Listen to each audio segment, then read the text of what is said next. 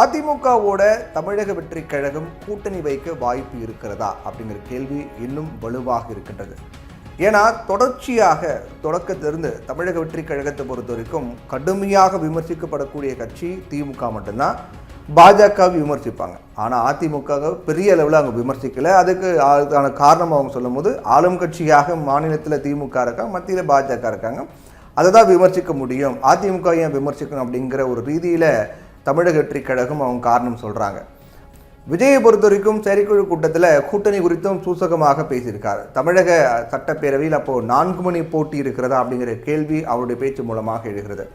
தமிழக வெற்றி கழக தலைவர் விஜய் வருகின்ற சட்டப்பேரவை தேர்தலில் எந்த ஒரு கட்சியுடன் கூட்டணி, அதாவது அப்படின்னு முழுமையாக சொல்லாமல் திமுகவுடையும் பாஜகவுடையும் கூட்டணி இல்லை அப்படிங்கிற மாதிரி அறிவிச்சிட்டாரு. அப்போ அதிமுக அப்படின்னு வரும்போது அதிமுக சூசகமாக சில வார்த்தைகள் போட்டு பேசியிருக்காரு.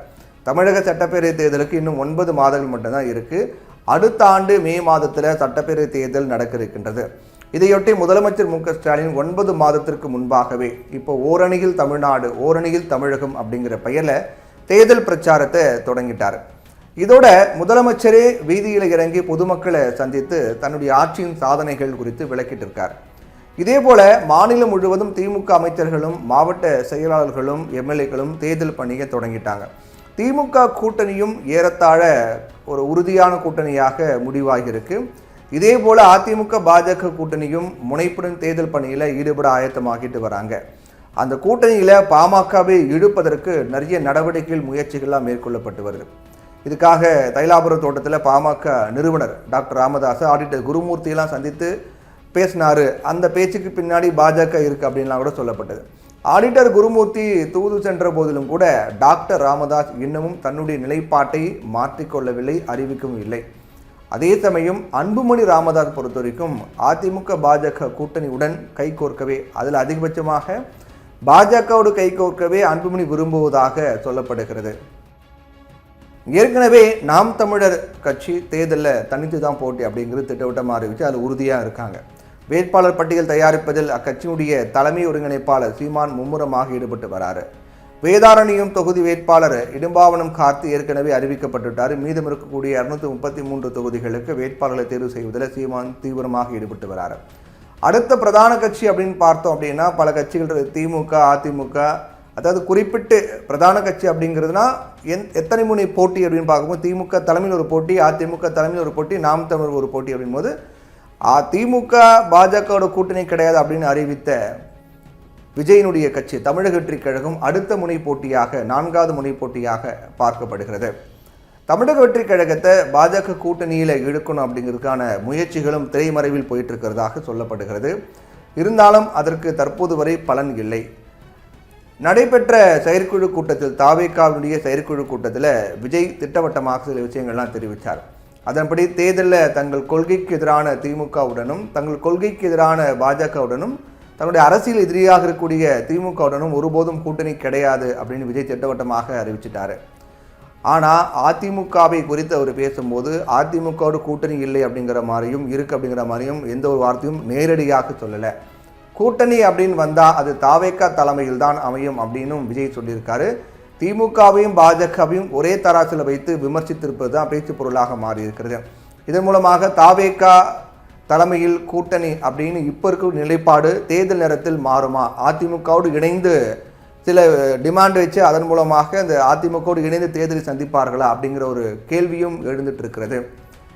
தமிழக வெற்றி கழகம் முதலமைச்சர் வேட்பாளராக விஜயை தேர்வு செய்து செயற்குழு கூட்டத்தில் தீர்மானம் நிறைவேற்றப்பட்டிருக்கிறது. அப்போ முதலமைச்சர் வேட்பாளராக விஜய் தான் அப்படின்னா அதிமுகவோட கூட்டணி எப்படி அப்படிங்கிற ஒரு கேள்வி கணக்கு இருக்குது இல்லையா?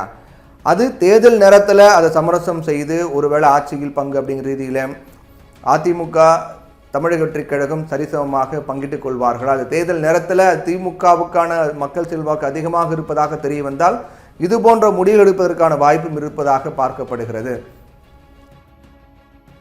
திமுக, அதிமுக, நாம் தமிழர் அப்படின்னு மும்முனை போட்டி நிலவி வந்த சூழ்நிலையில் தமிழக வெற்றி கழகம் தனித்து போட்டி அப்படின்னா அது 4 முனை போட்டியாக மாறுகின்ற சூழல் உருவாகி இருக்கும். சீமான் கட்சி தொடங்கி ஏறத்தாழ 15 ஆண்டுகள் ஆகியிருக்கு. இன்னைக்கு நாம் தமிழர் கட்சிக்கு 8% வாக்குகள் இருக்கு.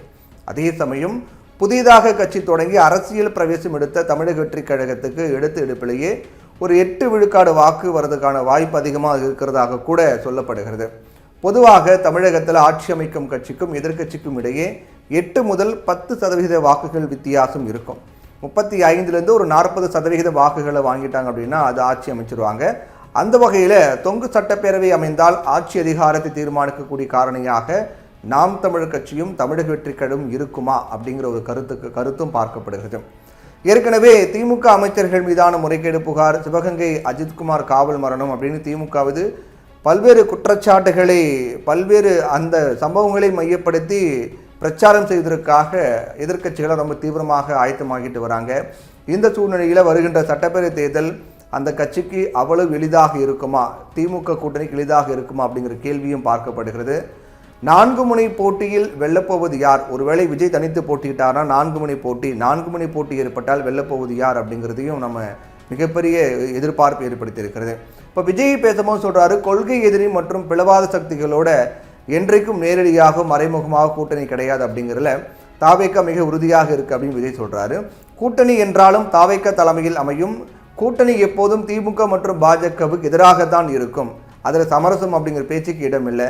இது இறுதியான தீர்மானம் மட்டுமல்ல, உறுதியான தீர்மானம் அப்படின்னும் விஜய் பேசியிருக்காரு.